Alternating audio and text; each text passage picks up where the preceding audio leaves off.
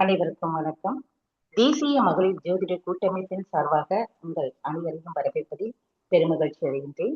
Sri கனகதரா channel மூலியமாக இந்த 2026 புத்தாண்டு நல்வாழ்த்துக்களை தெரிவித்துக் கொள்கின்றேன். அது மட்டுமின்றி இந்த வருடம் எந்தெந்த ராசிக்கு என்னென்ன விதமான பலன்களை கொடுக்கும், ஏற்றத்தை கொடுக்குமா, மாற்றத்தை கொடுக்குமா அப்படின்னு சொல்லிட்டு எல்லாரும் ஆவலுடன் எதிர்பார்த்துக்கிட்டு இருக்கக்கூடிய இந்த 2026 பற்றி நமது பெண் ஜோதிட வல்லுநர்கள் இங்க நமக்கிட்டே வருகை புரிஞ்சிருக்கிறாங்க. அதுல நமக்கு இன்று மீன ராசி பற்றி மிக சிறப்பான முறையில் பல்வேறு அனுபவ ரீதியான அனுபவ கருத்துக்களையும் மற்றும் தன்னுடைய ஜோதிட ஆய்வுகள் பல வருடம் கண்ட நிபுணத்துவம் மூலியமாக இந்த வருடம் உங்களுக்கு எவ்வாறு இருக்கும் என்பதை பற்றி ராசிபுரத்திலிருந்து அஸ்ட்ரோ திவ்யதர்ஷினி அவர்கள் வருகை புரிஞ்சிருக்கிறாங்க. அவர்களை நீக்கே வரவேற்பது பெருமகிழ்ச்சி செய்கின்றோம். மேடம் வாங்க, நீங்க மீனராசி பற்றி உங்களுடைய கருத்துக்களை சொல்லுங்க.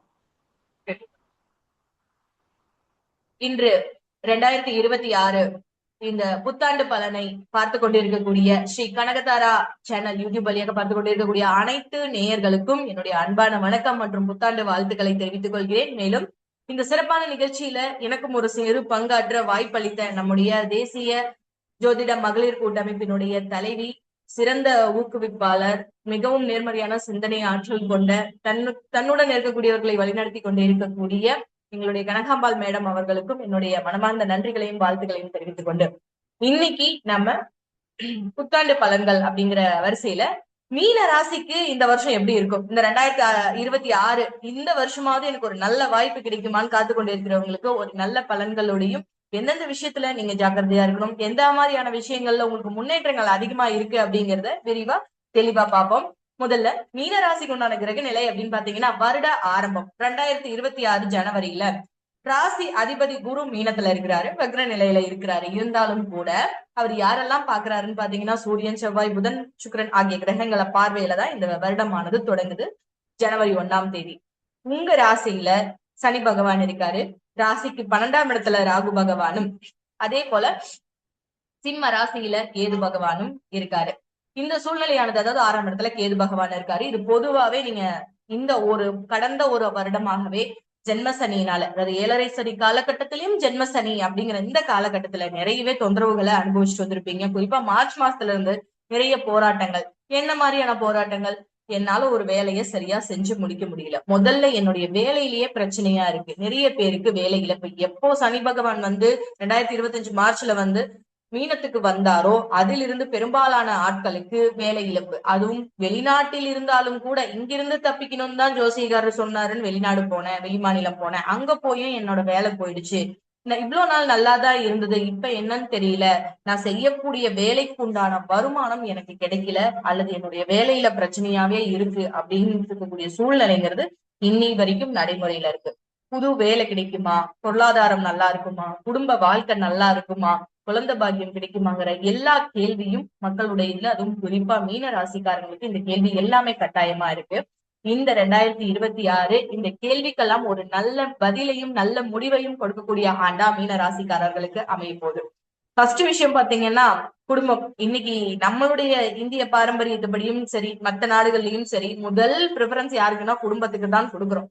எந்த வேலையா, வாழ்க்கையா, இல்ல மத்த விஷயங்களா அப்படிங்கும் போது என் குடும்பத்தை நாங்க காப்பாத்தனா போதும் அப்படிங்கிற மாதிரியான வார்த்தைகள் தான் இன்னைக்கு பெண்கள் மத்தியிலையும் ஆண்கள் மத்தியிலையும் இருக்கு. அந்த குடும்ப வாழ்க்கையானது எப்படி அப்படின்னு பாத்தீங்கன்னா, இந்த 2026 2 விதமா பிரிச்சுக்கலாம்.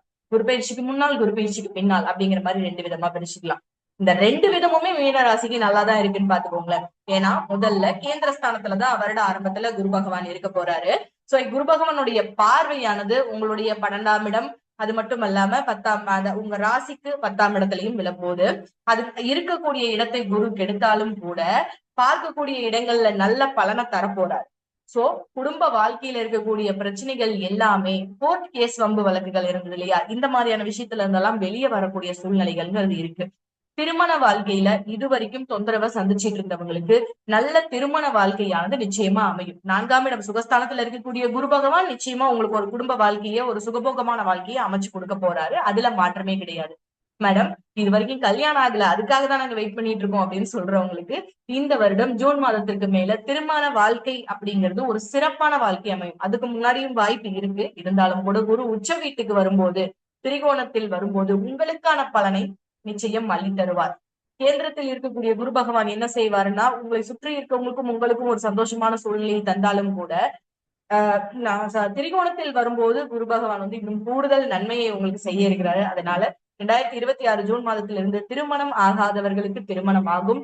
திருமண வாழ்க்கையில தொடர்ந்து பிரச்சனைகள் டிவோர்ஸ் வரைக்கும் போயிட்டோம், எங்களுக்கு என்ன பண்றதுன்னு தெரியல, கல்யாணம் ஆகி 5 வருஷம் ஆச்சு, இது வரைக்கும் எந்த சண்டையும் இல்ல, இப்போ ஒரு 3வது நபரால, மாமியார் மாமனார் மாதிரியான நபர்களாலேயோ அல்லது அந்நிய நபர்களாலேயோ தொந்தரவுகள் இருக்குங்கிறவங்க எல்லாமே அந்த பிரச்சனைகள் சால்வ் ஆகி உண்மை என்ன அப்படிங்கறத புரிஞ்சுக்கிட்டு ஒரு உலகியல் வாழ்க்கை இப்படித்தான் அப்படிங்கிற மாதிரி ஒரு மனப்பக்குவத்துக்கு வந்து ஒன்று சேரக்கூடிய வாய்ப்புகள் மீன ராசிக்கு அதிகமா இருக்கு.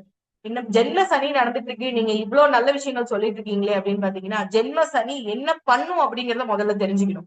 ஜென்மத்தில் சனி வரும்போது தொழில்ல ஒரு டவுனை கொடுக்கும்.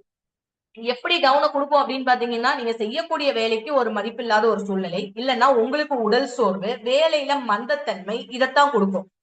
சில பேருக்கு என்ன பண்ணும் பாத்தீங்கன்னா, ஓடி ஓடி உழைப்பாங்க. ஆனா அந்த உழைப்புக்குண்டான அங்கீகாரம் கிடைக்கிறதுக்கு கொஞ்சம் தாமதமாகும். இதுதான் ஜென்ம சனி பண்ணக்கூடிய வேலை. இன்னொன்னு என்னன்னு பாத்தீங்கன்னா, ஆல்ரெடி 6ஆம் இடத்துல இருக்கக்கூடிய கேது என்ன பண்ணுவாங்கன்னா, கொஞ்சம் உடல் நல தொந்தரவுகளை தருவாரு. இதை தாண்டி உங்களுக்கு சனி பகவான் தொந்தரவு பண்ணக்கூடிய நிலைமையில் இல்லை. குறிப்பாக 2026ஆம் ஆண்டு குரு பகவானுடைய பார்வை சனி பகவானுக்கும் உங்கள் ராசிக்கும், அதாவது ராசி அதிபதியே குரு தானே, அவரே வந்து ராசியை பாக்குறதுனால உங்களுக்கு இன்னும் கூடுதல் நன்மைகளையும், வேலை வாய்ப்புல நல்ல முன்னேற்றத்தையும், வருமான வாய்ப்பையும் 100% ஏற்படுத்தி தர போறாரு. முதல் திருமணம் கடந்த ஒரு 2 வருஷத்துக்குள்ள நாங்க நிறைய போராட்டத்தை சந்திச்சு முடிவுக்கு வந்துருச்சு. நான் 2வது திருமணத்தை நோக்கி போயிட்டு இருக்கேன். நான் திருமணம் பண்ணலாமா? தாராளமா பண்ணலாம். அது ஆணாகட்டும் பெண்ணாகட்டும். உங்களுடைய அடுத்த கட்ட வாழ்க்கையை நோக்கி ஜென்மத்தில் இருக்கக்கூடிய சனி பகவானும், ஜென்ம சனியில கல்யாணம் பண்ணலாமாங்கிற ஒரு கேள்வி வேற மக்களுக்கு இருக்கு. தாராளமா பண்ணலாம்.